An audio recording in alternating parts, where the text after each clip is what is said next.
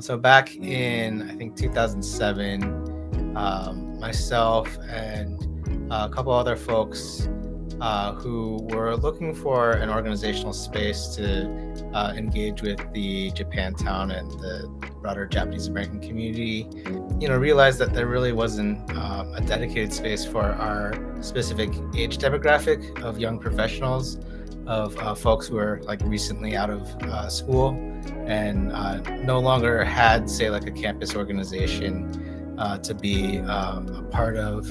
Sort of the background for a lot of the organizational framework is actually from the organization's fiscal sponsor, the JACL, the Japanese American Citizens League.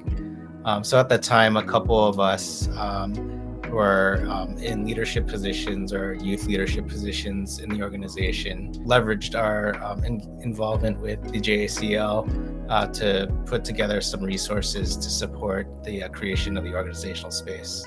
A group of us just kind of got together at one of our houses and just kind of brainstormed what we liked about doing things within the Japanese American community, and kind of came down to always wanting to have something to look forward to, something to do.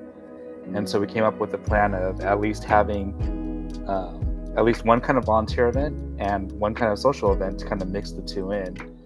I mean, some of our early volunteer events were just working with, say, like the San Francisco JCL chapter, cleaning up the AIDS Grove, Memorial Grove, and Golden Gate Park, or at their annual spaghetti crab feed. But also, there are a number of annual volunteer opportunities that happen in Japantown.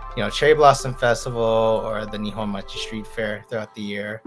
What we do is we put on a udon booth to fundraise for the group, and it's a lot of work to prep as well as to do the work during the weekend of. But even though it requires a lot of coordination and a lot of energy and effort from everybody and dozens of volunteers, it's that idea that everybody is working towards a common goal and working hard, and that the time just kind of flies by when you're in that situation. And I think that kind of creates sort of a memorable experience for myself. But then we also had social events too, which we figured would be, a really primary draw for people. Yeah, our biggest one was our barbecues, I think, where we got a spot in Golden Gate Park, and we just kind of had people. We provided like a light lunch and stuff, and anybody could just kind of come out and meet us and everything. We also did a few bar crawls where we'd all kind of like just go to different bars around San Francisco and kind of network, get to know everybody. Welcome barbecues have always had a special place in my heart, just because it was the first event I went to. But once you're in the position of coordinating the event and you see not just the new recruits, but also general members, core members coming together from different parts of the community, having a good time, having good conversations with each other, just seeing that it's always so fulfilling that it makes me feel that I'm, contributing to something where people will gather and connect and providing a networking opportunity. So that always feels great and rewarding and fun. Well, I think one of the things that we centered our group's activities around was the idea that volunteerism was a good way to engage people with the community and to also introduce them to it.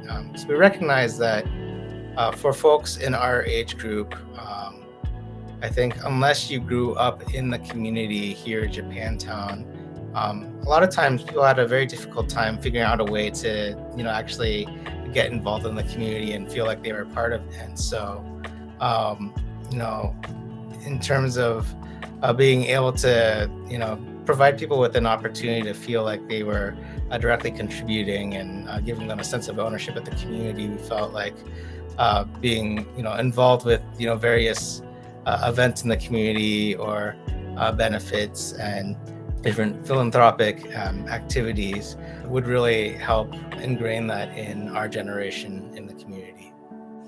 This is also ultimately to kind of foster the generation of leaders in the community. So hopefully when folks are coming out of college, they subscribe to our newsletter and our social media and whatnot, and hopefully they can join and become part of that continued process.